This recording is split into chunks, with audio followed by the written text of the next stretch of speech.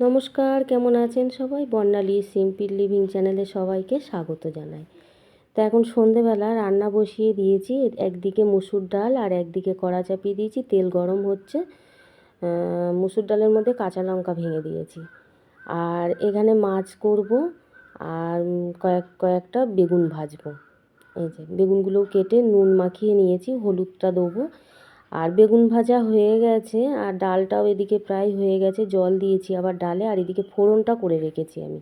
বেগুন ভাজার পর যে আরেকটু তেল দিয়ে তেজপাতা, শুকনো লঙ্কার গোটা জিরে ভেজে তেল সমেত আমি বাটিতে তুলে রেখেছি। আর এখানে পোস্তটা বেটে রেখে দিয়েছি। তারপর আমি মিক্সির কোটোতে সর্ষেটা বেটেছি। তো মাছটা ভাজা হয়ে গেছে আর 5 ফোড়ন দিয়েছিলাম তেলেতে, দিয়ে জল দিয়ে দিলাম।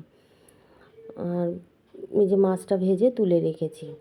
আর পোস্তটা বেটে রেখেছি, পোস্তর মধ্যে শুকনো লঙ্কা আর পোস্তর মধ্যে কাঁচা লঙ্কার থেকে শুকনো লঙ্কাটা দিয়ে যদি বাটা যায় বেশি ভালো লাগে। আর জল ফুটে গেছে, আমি একটা টমেটো, স্বাদ মতো নুন আর হলুদ দিয়ে ফুটিয়ে নিলাম। আর টমেটোটাও সেদ্ধ হয়ে গেছে, এটা খুন্তি দিয়ে ঘেঁটে দিচ্ছি। আর এবার মাছগুলো এক এক করে দিয়ে দেবো। তো পোস্তটা আগে মিক্সিতে বেটে আমি বাটিতে নামিয়ে রেখেছিলাম, পরে সর্ষেটা বেটে নিয়েছি। বেশি সর্ষে দিয়েছি, অল্প পোস্ত আর কাঁচা লঙ্কা মাছের ঝালের মধ্যে দেবো, মিক্সিতে পেস্ট করে নিয়েছি। আর একটু বেশি বেটেছি, কারণ এই মিক্সিতে একদম কম মশলা হয় না, ওই জন্য একটু বেশি করে বাটতে হয়।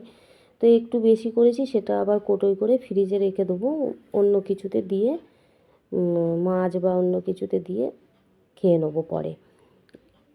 তো এদিকে মাছগুলো দেওয়ার পর আমি সর্ষে বাটাটাও দিয়ে দিলাম, এতে কাঁচা লঙ্কা পেস্টও আছে আর একটু পোস্ত বাটাটাও আছে। তো এইভাবে মাছের ঝাল করি। আর এদিকে ডালটাও হয়ে গেছে আমার, আর ভাত বসিয়ে দিয়েছি, মাছটাও নামিয়ে দেবো। আর এদিকে আলুগুলো কেটে নিয়ে কড়াইয়ে তেল দিয়ে 5 ফোড়ন দিয়েছিলাম, ফোড়নে দিয়ে আলুগুলো দিয়ে নুন হলুদ দিয়ে ভালো করে ভেজে নিচ্ছি।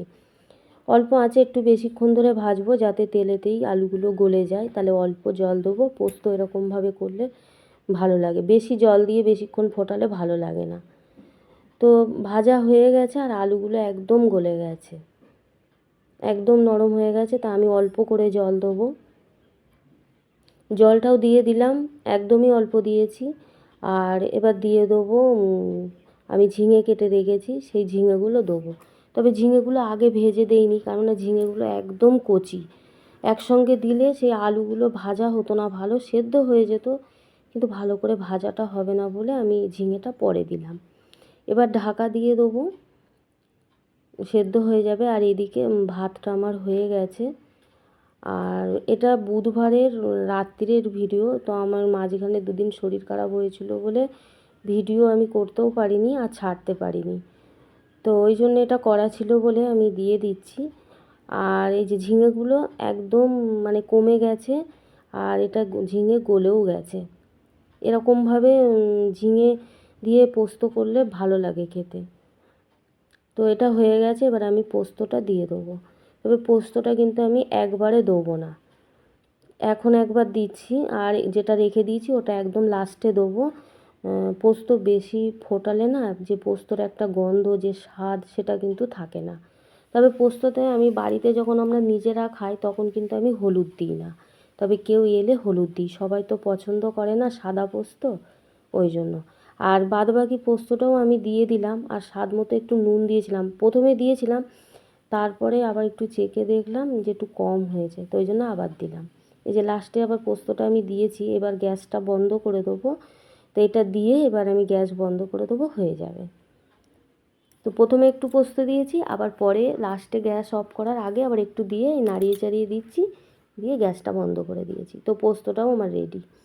এবার রাত্রে সবাইকে খেতে দেবো, ভাতটাও বেড়ে নিচ্ছি আমি। তো খেতে দিয়ে দিই। আর ভিডিওটা আমার শেষ করা হয়নি, ওই জন্য পরের দিন সন্ধেবেলা আবার ভিডিওটা শেষ করলাম। তো এই যে ভাত রেডি হয়ে গেছে, এক এক করে সবাইকে এরমভাবে ভাত দিয়ে দেবো। আর রাত্রে শেষ হয়নি ভিডিওটা, তো পরের দিন মানে বৃহস্পতিবারের দিন বিকেলবেলা এখন একটু বেরোচ্ছি, আমাদের এখানে ন্যাড়া পোড়াবে।